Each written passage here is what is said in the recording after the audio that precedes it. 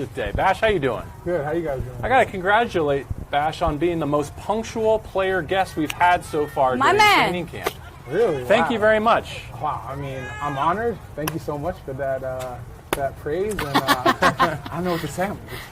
You're learning the best because you're putting in some dog work, as your D-line coach likes to put it. I saw he had a custom sign made for your area. How has Eric Henney and the rest of the D-line looking these days? Oh, we're looking good, man. You know, it's awesome. We're just getting after each and every day, you know, and that's the mentality of dog work. You know, we're never satisfied.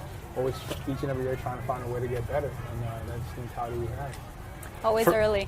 First day of pads today, right, Sebastian? Yeah. What does that do in terms of leveling the playing field? It seems like defense tends to shine a little bit when you're back on level footing with pads on. Yeah, but you know, like you saw today, man, it was a pretty even heavyweight battle, man. It was knockout blows from each side, really competitive, and you know, practice has been awesome these past couple days, man. And I'm just really excited for this team. You're going against an O-line that has a lot of the same guys back, and really for the D-line, it's you, AD, Greg Gaines, but you and AD specifically have a really good relationship from my eyes. What is your relationship? How has it grown as you enter year 3? You know, AD is like a big bro, you know.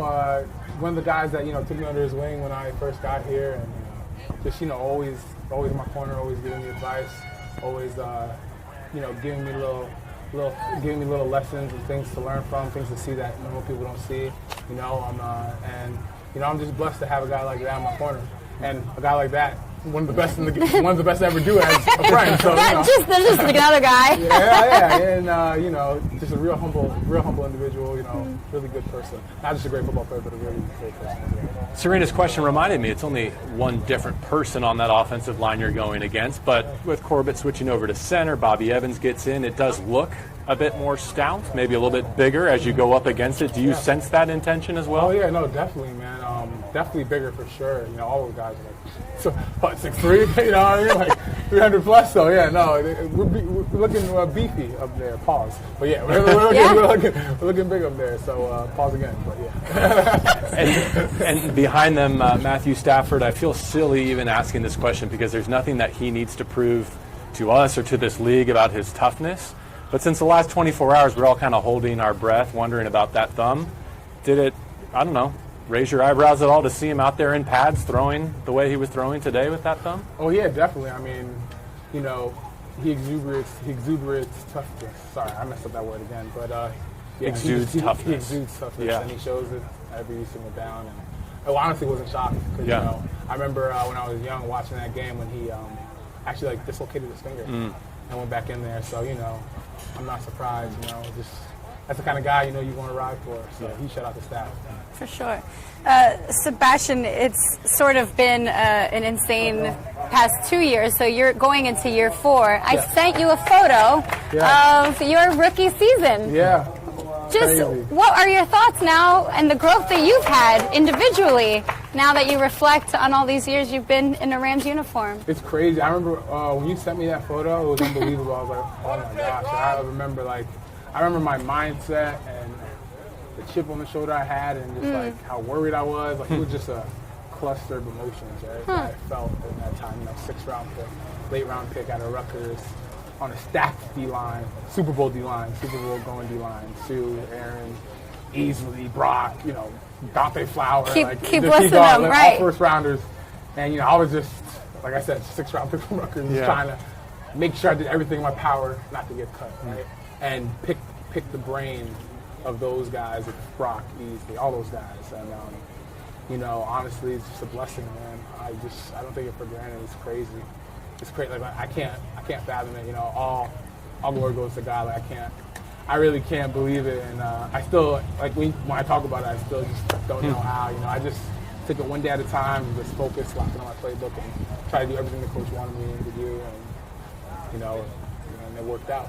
Given what you just said, I mean, it's a contract year, it's a future-making year, it's all those things. Would it be disrespectful to ask if you put in extra additional work this offseason in the hopes of having a career season and making all that go? Oh, yeah, definitely. You know, I take my offseason really seriously, and as soon as we lost, I was training to do it. Yeah, so I've been at it for a very long time. As soon as we lost that following week, I was right back in there. So I'm really excited. I'm really motivated, really locked in, and I'm just ready to help this team, go to the Super Bowl. Sebastian, is it hard to control your eagerness to both prove yourself in practice now that you're wearing pads, but also, going back to JB's point, like taking care of your offense, because we want them as in best shape as possible, but the defense looks amazing out there. No, definitely. And I think that's the whole point of practicing like a pro, right? You gotta learn, you gotta know, obviously, when to go and then when to back on. In a game, let's say I'm getting double teamed and I beat a guy, maybe I, throw him over the pile a little bit, but here I'm not gonna do that, because it's my teammates. We love each other, We all want to see each other succeed, stuff like that. Just practicing like a pro.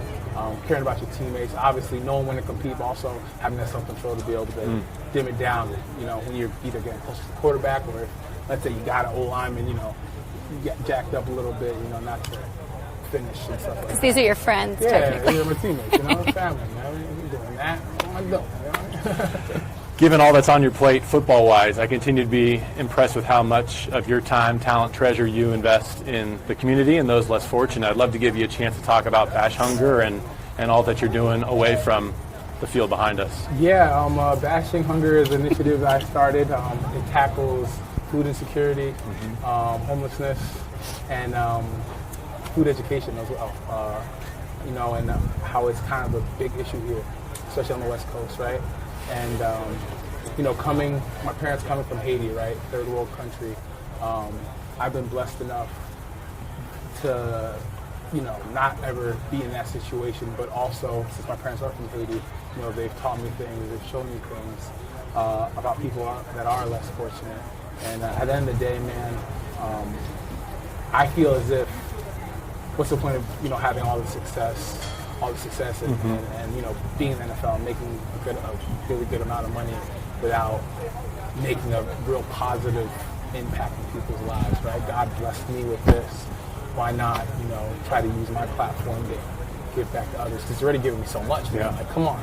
We're starting to tackle for LA Rams. even last year with our circumstances, you did such a nice job making that impact felt from afar, virtually whatever the case might be. But as much as we love having our fans here, observing football, isn't it that much more rewarding to do what you're doing at like St. Joe's in Venice in person again, to actually see the human beings face to face that you're helping? Oh man, it felt so good, man. Just being able to just be personal, be able to talk to people, shake their hands, obviously wear a mask, and just, be able to hand out food and at the end of the day, we're all people, and everyone just wants to have a conversation and be loved, and everyone wants to be loved and have that kindness spread to them and vice versa. So, like I said, it's a no-brainer for me, and that's kind of the way I've been raised. So, shout out to Mama and Papa Joe. I love y'all. Yeah, speaking of food, is Dine and Bash continuing on to a strong season 2? I'm so happy. I'm so happy. Because Dine and Bash is really cooking up right now. Listen, season 2 is coming out right when the season starts. First game, We've been plotting a little bit this off season. Got a little sneak peek, Sneak peek, a little bit of this, a little bit of that. Okay. So we're super excited. We're super excited about that, and that's definitely coming as soon as the season officially starts. That's all I needed to hear. I'm good. I just want to know Dine and Bash is back. Some more spots coming too. Okay. Some great stories. Stay hungry, my friend. Yeah, stay hungry. I hope y'all ready for some great stories. Bash, I know I speak for Serena and for our audience gathered here and watching us through all of our various platforms. We truly wish you the best year of your career on and off the field coming up here in 21. Thank you so much. I really appreciate it. God bless both of you. Thank you for being here. Appreciate it. Enjoy the rest of training camp. For Sebastian Joseph Day and for Serena Morales, I'm JB Long. Thank you for joining us for another great installment of Rams Camp Live, presented by UNIFY Financial Credit Union. Let's go. Let's hear it up. Yeah.